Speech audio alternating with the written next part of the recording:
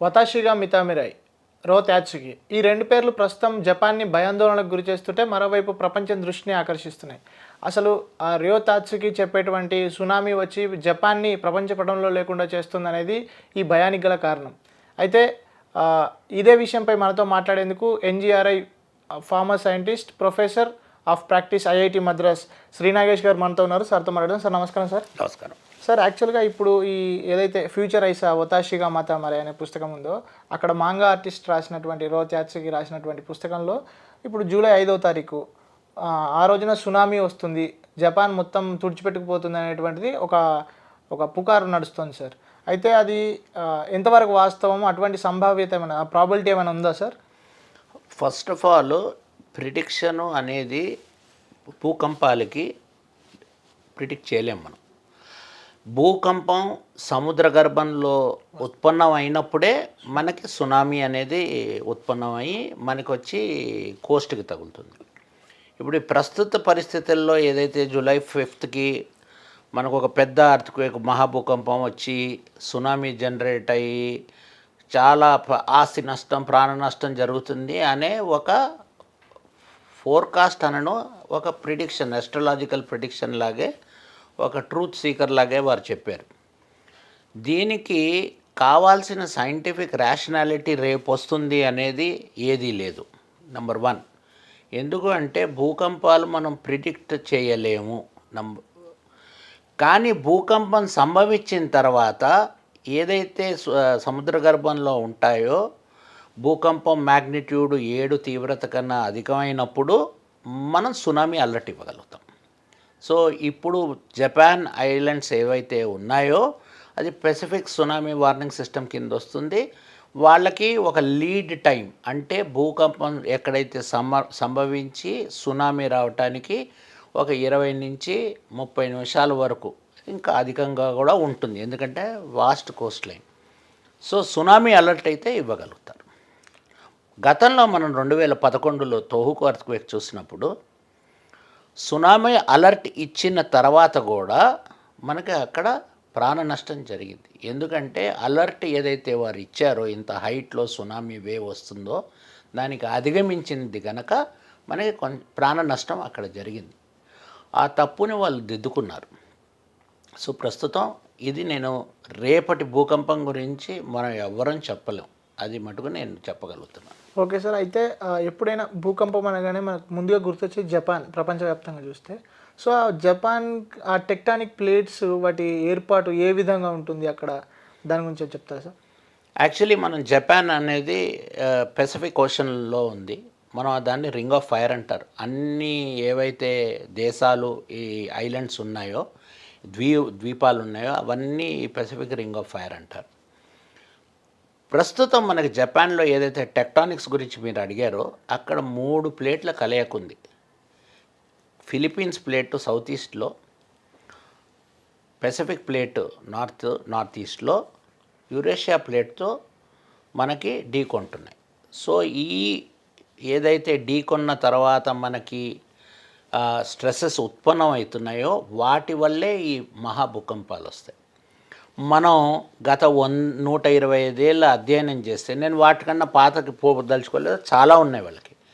మనకి 8 magnitude earthquakes కన్నా అధికంగా అక్కడ వచ్చాయి. సునామీ జనరేట్ అయింది. 9 మ్యాగ్నిట్యూడ్ 9.1 మ్యాగ్నిట్యూడ్ మనకి తోహుకు ఎర్త్క్వేక్ 2011లో వచ్చింది. సో వాళ్ళకి ఇది ఏదో కొత్త కాదు, వీళ్ళకి భూకంపాలు, సునామీలు వస్తూనే ఉన్నాయి.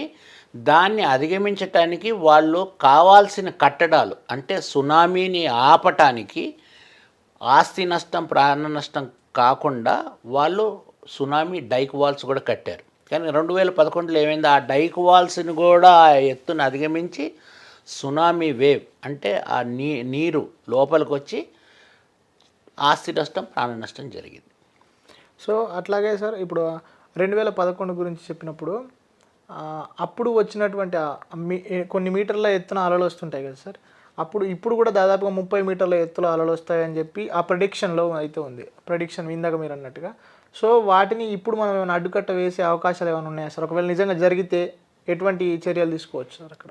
ఇప్పుడు అక్కడ మీరు ఏదైతే చెప్పారో సునామీ ఈస్ట్ కోస్ట్ అంటే ఎక్కడ ఈ భూకంపాలు అధికంగా మహాభూకంపాలు సంభవిస్తాయో అవన్నీ ఈస్ట్ కోస్ట్లో ఉంది.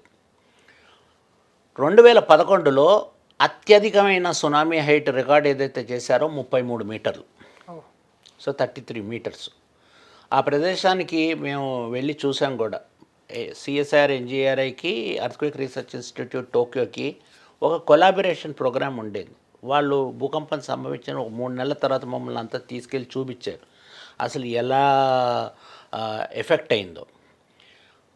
ఈస్ట్ కోస్ట్ ఏదైతే ఈ పలకలు ఢీకొనటం వల్ల మనకి అక్కడ మౌంటైన్స్ ఉంటాయి. అంటే మనకి ఇప్పుడు మనం వైజాగ్ అక్కడ బీచ్లు ఉన్నట్టు మనకి మరీనా బీచ్ చెన్నైలో ఉన్నట్టు ఉండవు. వాళ్ళకి కొంచెమే ఉంటుంది, ఎందుకంటే మౌంటైన్స్, అది యాక్టివ్ టెక్టానిక్ రీజన్ కనుక అలాంటి మౌంటైన్స్ ఉంటాయన్నమాట.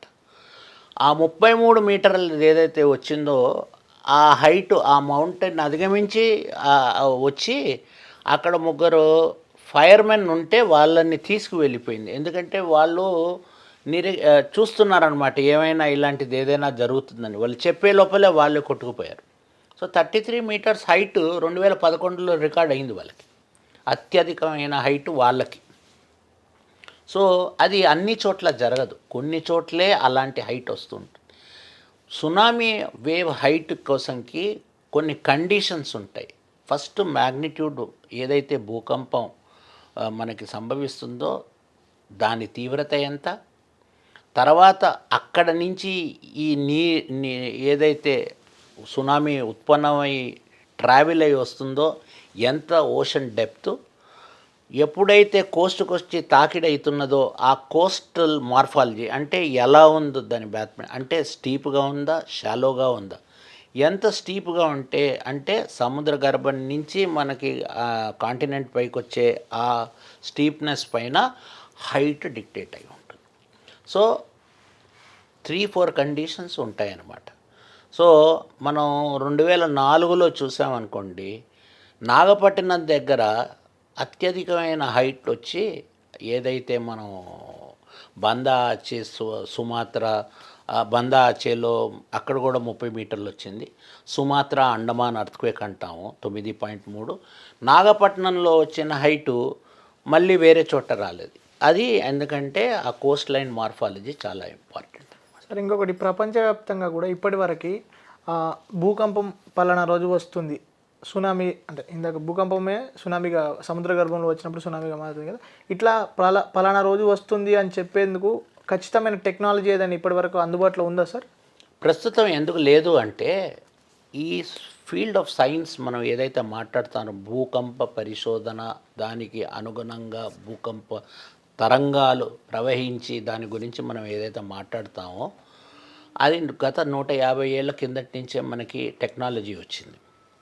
భూకంపం ఒక చోట సంభవించటానికి ఆ ఒత్తిడి ఏదైతే 2 పలకల ఇంటరాక్షన్ అవుతాయో, ఇప్పుడు ఫిలిప్పైన్స్, యురేషియా లేకపోతే పెసిఫిక్, యురేషియా ఖండాలు, మనం జపానే ఉదాహరణ కింద తీసుకుంటే, లేకపోతే మన ఇండియా యురేషియా ఖండం ఏదైతే ఢీకొన్న తర్వాత మనకి హిమాలయ పర్వతాలు ఏర్పడి దాని కింద కూడా భూకంపాలు వస్తాయో అవి కొన్ని వందల సంవత్సరాలు పడుతుందన్నమాట. ఆ ఒత్తిడి అక్కడ ఏదైతే ఉత్పన్నమయ్యి అది అక్కడ ఉన్న రాళ్ళ పొరల శక్తిని అధిగమించిన తర్వాత మనకు భూకంప రూపేణ సంభవిస్తుంది.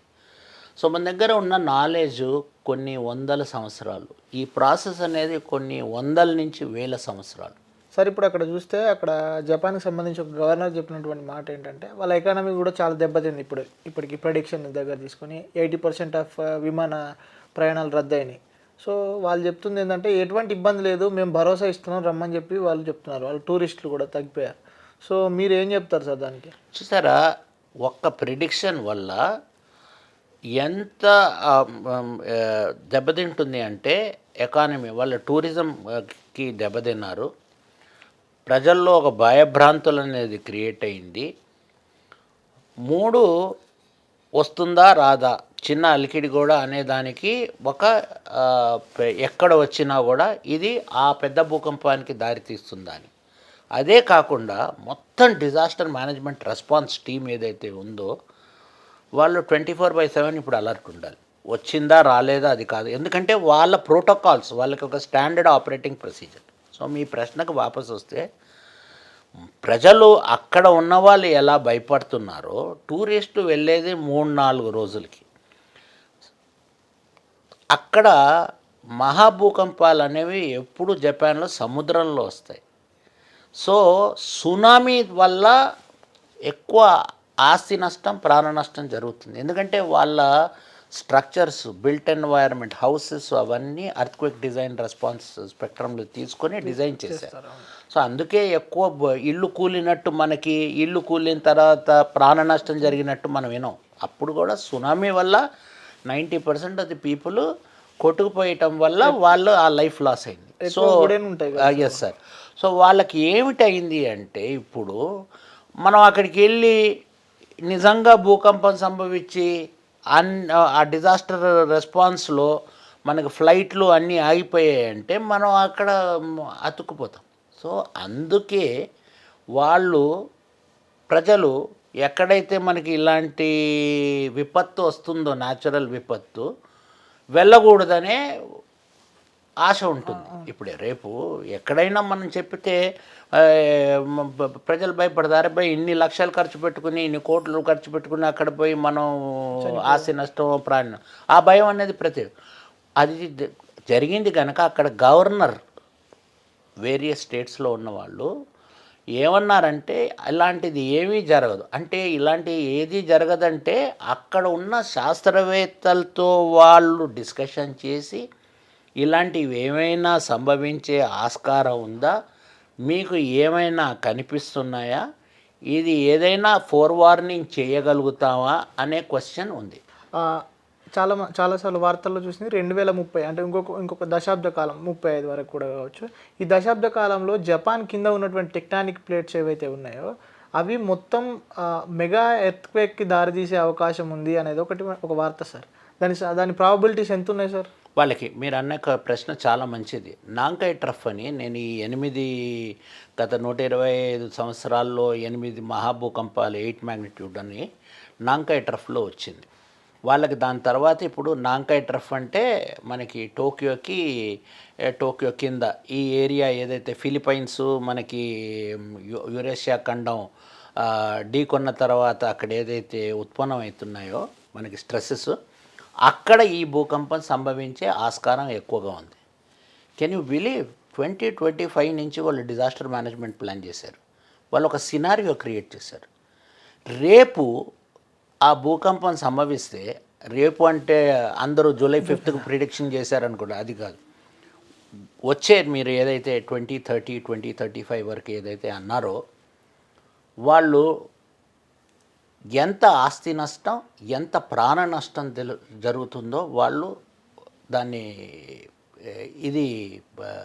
సినారియో క్రియేట్ చేశారు. దానికి అనుగుణంగా జాగ్రత్తలు ఎలాంటివి తీసుకోవాలి, దానికి ఎలాంటి డ్రిల్స్ ఏర్పాటు చేయాలి, ఎలాంటి అవేర్నెస్ క్రియేట్ చేయాలి ప్రజల్లో, వాళ్ళు ఇప్పుడే మొదలెట్టేశారు. $1.4 ట్రిలియన్ ఆస్తి నష్టం జరగవచ్చు. They are saying they are thinking about 2.35 million people ప్రాణ నష్టం కావచ్చు. అంటే ఒక సినారియో క్రియేట్ చేశారు. సో వాళ్ళంతా హెడ్ ఉన్నారు. ఓకే సార్, ఇంకొకటి 2011 ఎర్త్క్వేక్ గురించి చూస్తే ఎవరైతే రో త్యాచుకో ఉన్నారో ఆమె అప్పుడు కూడా ప్రెడిక్ట్ చేశారు సార్. అట్లాగే డయానా మృతి గురించి కూడా ప్రెడిక్ట్ చేశారు. సో ఇప్పుడు ఈరోజు కూడా ఇది ప్రెడిక్ట్ చేశారు కాబట్టి, అంటే ఈ డయానా ఇదన్నీ పక్క పెట్టినా కూడా 2011 ఎర్త్క్వేక్ని ఈరోజు రేపు జరుగుతుంది అని అనుకుంటున్న దాన్ని కూడా గమనిస్తే ఏమైనా జరిగే అవకాశాలు ఉన్నాయా? ఒకవేళ జరగడానికి మీరు ఒక సీనియర్ సైంటిస్ట్గా ఏం చెప్తారు సార్? నేను దేన్నైనా ఒక సైంటిఫిక్ రేషనాలిటీ సిద్ధాంతం ప్రకారంగానే మేము చూస్తాం. ప్రిడిక్షన్ అనేది దాన్ని ఎందుకంటే మీకు గుర్తుందో లేదో, ఇక్కడ 2 నెలల కిందట రామగుండం దగ్గర ఒక పెద్ద 5.56 వస్తుందన్నారు. నన్ను ఇలాంటి ప్రశ్నలు అడిగారు. నేను ఎవరిని దూషించను, ఎందుకంటే ఎవరి వారి ఫీల్డ్ ఆఫ్ ఇది వాళ్ళు చేస్తారు. ప్రస్తుతం ఏదైనా అయితే శాస్త్రీయపరంగా చెప్పగలిగి దాన్ని వెరిఫై చేసి ఎప్పుడు చెప్పినప్పుడల్లా ఇప్పుడు జపానే తీసుకుంటే మొత్తం కోస్ట్ లైన్ తీసుకుని ఈ 2 ప్లేట్లు మొత్తం చూస్తే కొన్ని వేల కిలోమీటర్లు మనకున్నాయి. కురైల్ ఐలాండ్స్ నుంచి తీసుకుని మనకి ఆల్మోస్ట్ ఆల్ తైవాన్ దాకా ఐలాండ్స్ ఉన్నాయి. ఇవి కొన్ని వేల కిలోమీటర్లు. ఇప్పుడు రేపు వచ్చే భూకంపం, మహాభూకంపం ఈ ఇన్ని వేల కిలోమీటర్లలో ఎక్కడ బ్రేక్ అవుతుంది అంటే దాని ఫాల్ట్. ఇప్పుడు మీకు 8.59 క్రియేట్ కావాలి అంటే ఒక 400-500 కిలోమీటర్ల విస్తారంలో మనకు భూకంపం అంటే లెంత్లో ఒక 100-200 కిలోమీటర్ల విస్తారంలో ఒక 30 కిలోమీటర్ డెప్త్లో సంభవించదు. ఎక్కడైనా సంభవించదు. ఇప్పుడు నేను 8 భూకంపాలు చెప్తే ఆ 2500-3000 కిలోమీటర్ల దూరంలో మనకి ఎక్కడో ఒక చోట ఈ భూకంపాలు సంభవిస్తాయి. ప్రతి 30 ఏళ్ళకి సంభవిస్తున్నాయి, వాళ్ళకి తెలుసు. సో క్వశ్చన్ ఏమిటంటే వాళ్ళు ఎప్పుడు సిద్ధంగానే ఉంటారు. నువ్వు ప్రిడిక్ట్ చేయొద్దు. వాళ్ళు దే ఆర్ ఎవర్ రెడీ. ప్రస్తుత టెక్నాలజీ ఏది లేదు కనుక మేము శాస్త్రవేత్తలుగా దాన్ని నమ్మటానికి అంత సిద్ధంగా లేము. కానీ ఏమైనా అలికిడి జరుగుతున్నదా, భూగర్భంలో ఏదైనా చిన్న చిన్న భూకంపాలు వస్తున్నాయా, వాటన్నిటినీ వాళ్ళు క్లోజ్లీ మానిటర్ చేస్తున్నారు. ఓకే సార్, అయితే ఇప్పుడు మనం మాట్లాడుతున్న ఈ సమయానికి అండమాన్ నికోబార్లో 4.9 మ్యాగ్నిట్యూడ్లో వచ్చింది. సో ఇది అంటే ఇటువంటి వేవ్స్ ఏమన్నా అటు ఫిలిప్పీన్స్కి కానీ జపాన్కి కానీ ఏమన్నా ఇబ్బందికరంగా మారే అవకాశం ఉందా? ఏమీ లేవు. 4.9 చాలా చిన్న అర్త్క్వేక్. మనకి మురుగులో 5.4-5 వచ్చింది. ఏమైంది? ఏమీ కాలేదు. అంటే ఒక చిన్న భూమి. కానీ అండమాను ఫిలిప్పీన్స్, అండమాను జపాన్ చూస్తే కొన్ని వేల కిలోమీటర్లు. దాని మధ్యలో మనకి థైలాండ్ ఉంది. థైలాండ్ దాటి సైస్మిక్ వేవ్స్ దాటి తైవాన్ దాటాలి, తైవాన్ దాటి ఫిలిప్పైన్స్కి వెళ్ళాలి, లేకపోతే అటు జపాన్. దానికి అంత తీవ్రత లేదు కనుక 4.9కి ఆ చుట్టుపక్కల అది కూడా మనం చూసాము ఇందాక. అది సముద్రం లోపల ఏదైతే అక్కడ కూడా ఇలాగే ప్లేట్స్ ఇంటరాక్షన్ అయ్యే చోటే మనకు ఆ భూకంపం సంభవించింది. Thank you sir.